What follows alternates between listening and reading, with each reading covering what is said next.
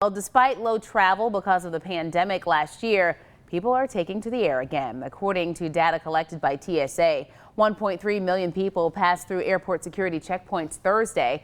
That's the highest level since January 3rd. It's typical for air travel to pick up in March as students across the country typically go on spring break.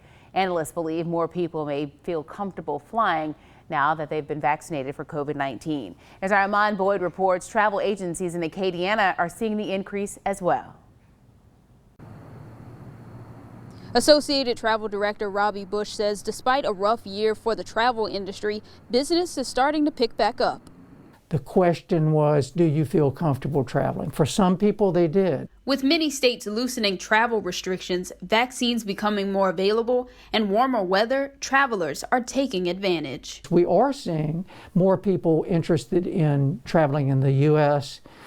Certainly Lafayette and Louisiana as a state have done a really good job of offering destinations for people to drive in or from other states or to stay within. According to air traffic statistics collected by Lafayette Regional Airport, almost 10,000 people traveled in January, making it the highest since the pandemic. Bush says flying isn't the only form of transportation travelers are using. We've also seen some interest in a few things that are different. Driving to a location 10 hours away, 12 hours away for a certain length of time.